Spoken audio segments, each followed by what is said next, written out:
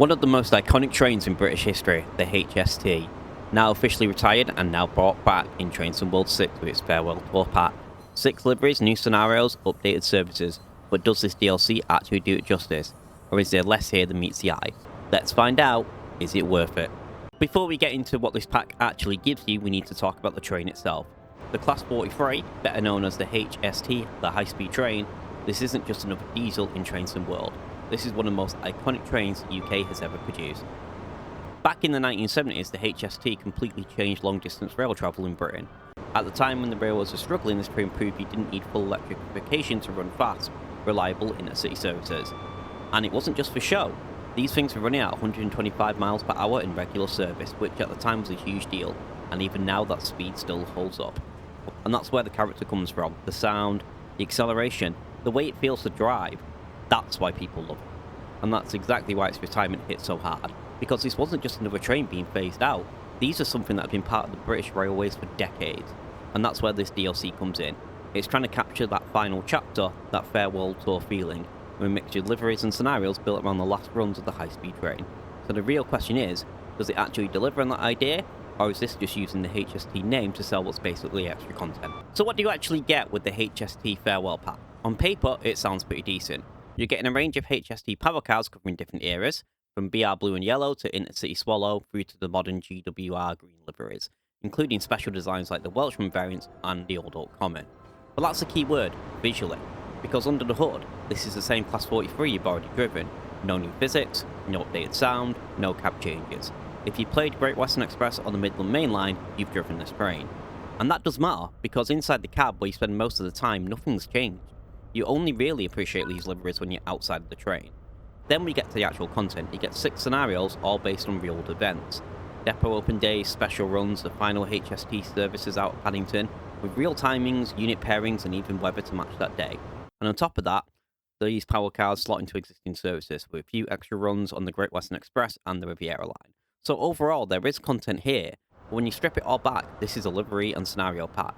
For a train you already have, so the big question, is it worth it? Well, that depends entirely on how good these scenarios really are. This is where the HST Farewell Pack either proves its worth or completely falls flat, because at the end of the day, it all comes down to scenarios. The pack comes with 6 scenarios, each one built around different moments from the HST's final years. On the Great Western Express, you've got Back in Blue and Open Day, both focused on unveiling of the Sir Kenneth Grange or Old Oak Common liveries before taking them into Paddington. And then there's Farewell, which is actually one of the more interesting ones, as it gives you a choice of which final service to run out of Paddington. Over on the Riviera Line, you've got more traditional runs, a snow scenario or train rescue, and then Epilogue, a short 10-minute run taking the final service out of Plymouth back to the Yarra Depot, marking the end of the HST. In terms of length, these scenarios range from 10 minutes to roughly up to an hour, so realistically you can get through the entire pack in a single leap. And that's where the first issue starts to show. In terms of difficulty, they rate between 1 and 4 stars.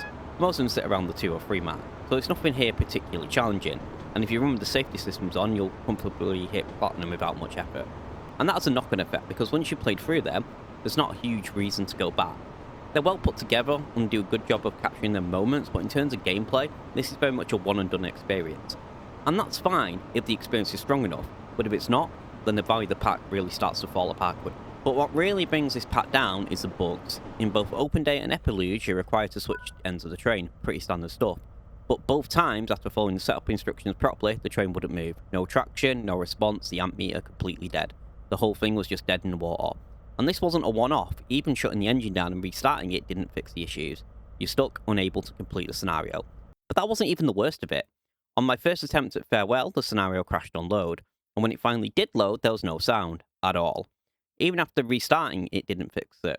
And that's a massive problem, because without audio, especially if you're using the safety systems, the scenario becomes almost impossible to play properly. So when you add it all up, I've encountered issues on 3 out of the 4 scenarios I played, and that's just not a good look.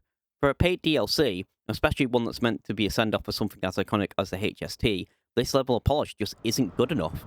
And honestly, it's left a pretty sour taste in my mouth. So, is it worth it? In its current state and its current price, no. This product feels like it's been rushed out the door before it's ready. The liveries themselves do look good, but realistically some of these can be recreated or are already available through the in-game Creators Club for free. And the scenarios, while a nice idea on paper, they don't feel developed enough to carry the pack. To really justify this as a paid DLC, it needed more. Something like an overhaul of the Class 43, updated sound, improved physics, something to make it feel new. But as it stands, this is a livery and scenario pack, with technical issues built around the train you already have. So if you're thinking of picking this up, I'd wait. On sale maybe, but at $12.99, this is just not worth it. Let me know in the comments, is this a fitting send-off to the HST, or did they get this one wrong? And if you want more honest, no-nonsense reviews like this, make sure to like and subscribe.